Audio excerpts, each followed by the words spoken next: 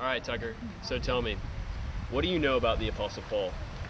I know that he was a bad, very powerful dude early on in his life, and then there's a moment when he was on some donkey going to Damascus, I guess, and he was blinded, and then soon after that he became an apostle. Great guy. All right, Dylan. So, what do you know about the Apostle Paul? I know his original name was Saul.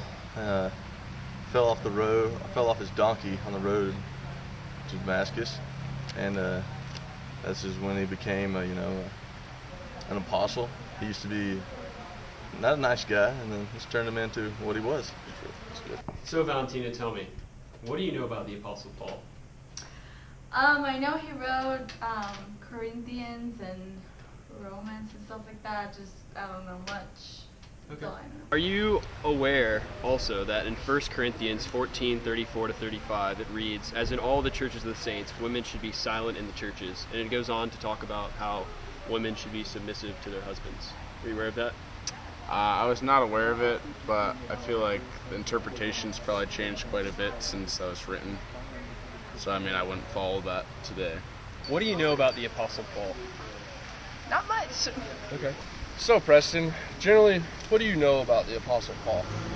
I know that Paul was a pretty important apostle, I believe behind Peter in line of some of the most important apostles, and I believe he was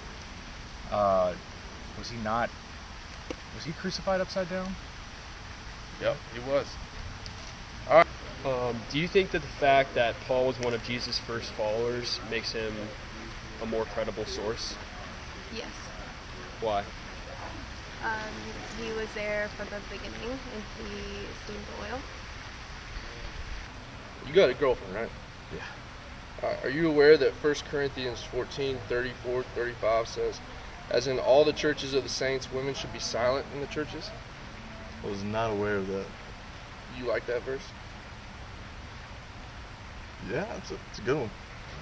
Keeps them quiet, right? Yeah, I hear you. and they can run that mouth.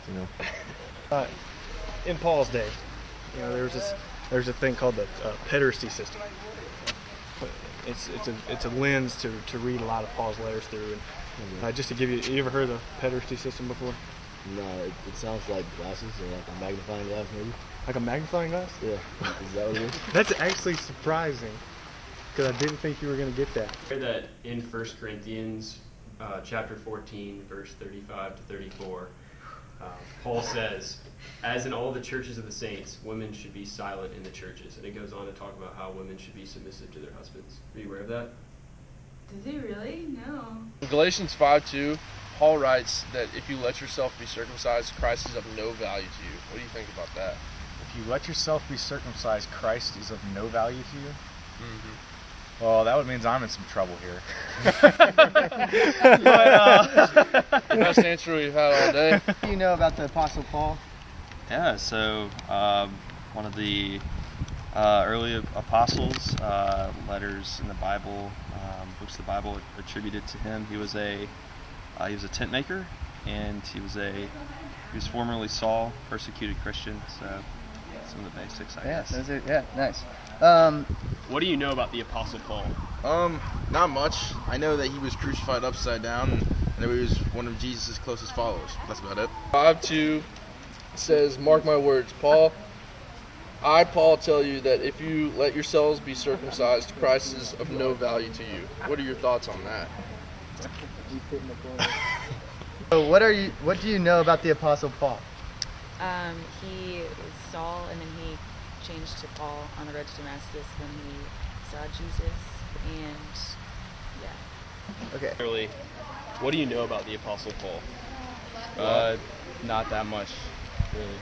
Okay. At all. So in Galatians 5:2, Paul says this: "Mark my words, I, Paul, tell you that if you let yourself be circumcised, Christ will be of no value to you at all."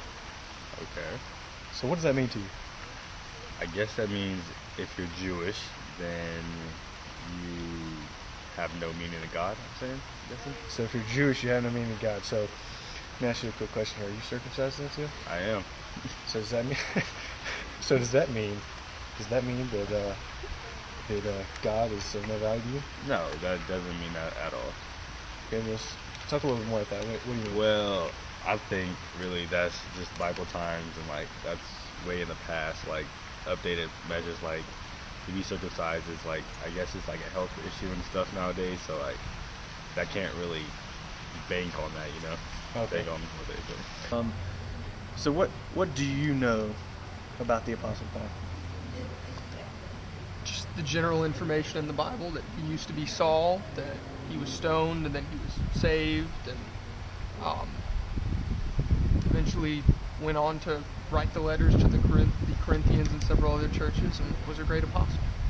All right, thanks. Are you also aware that some of the letters in the Bible are attributed to Paul, and some scholars question that were written by Paul, although they were originally attributed to him?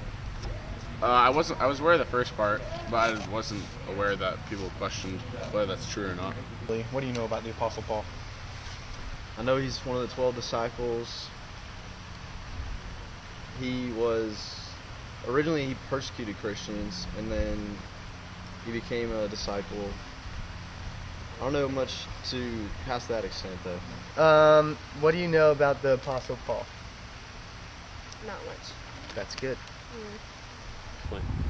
Also, Galatians 5:2 says, "Mark my words, I, Paul, tell you that if you let yourselves be circumcised, Christ will be of no value to you at all."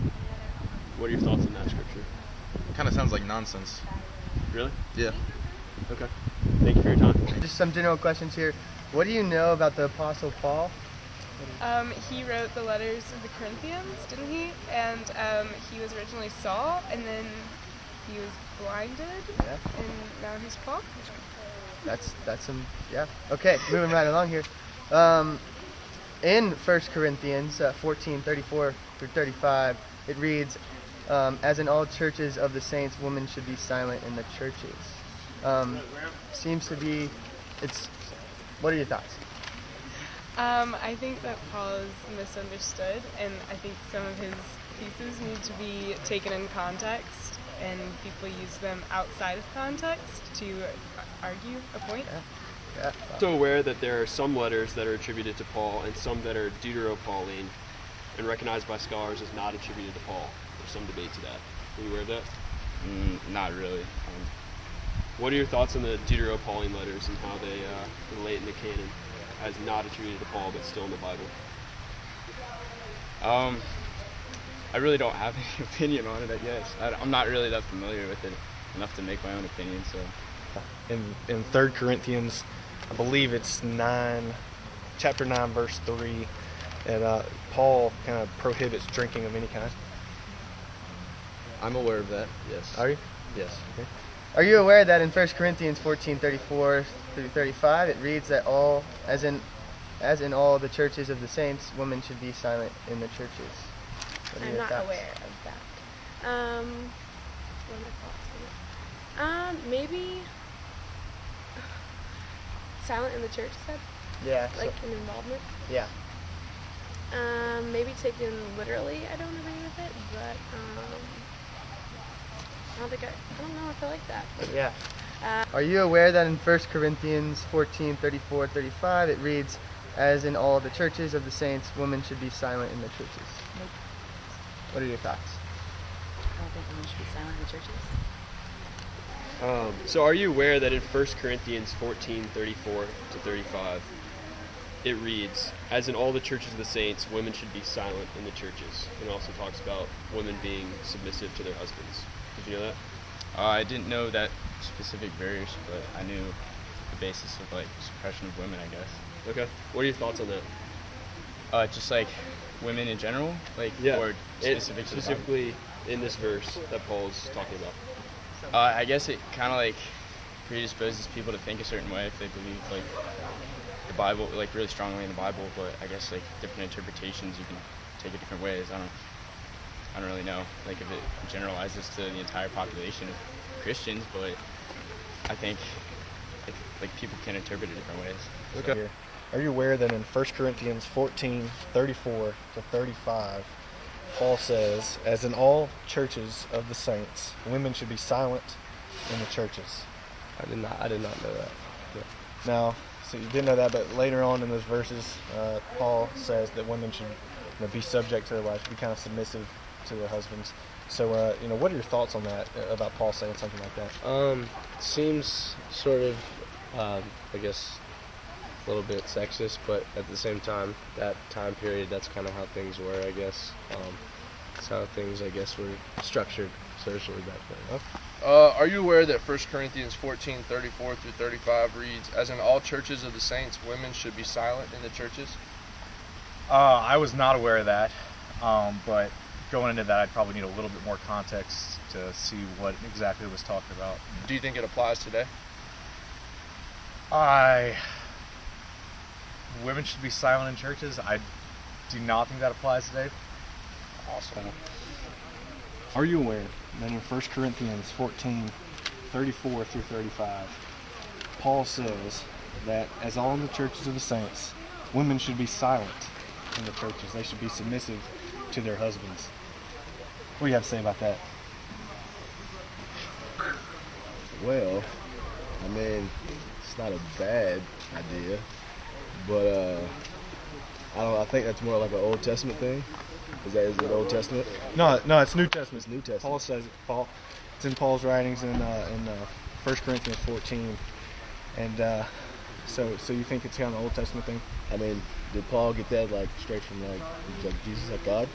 No, well, I don't know. That was Paul's words. That was Paul's words straight from Paul. I mean, Paul's a wise man. So I mean, if Paul says it, then it's probably true.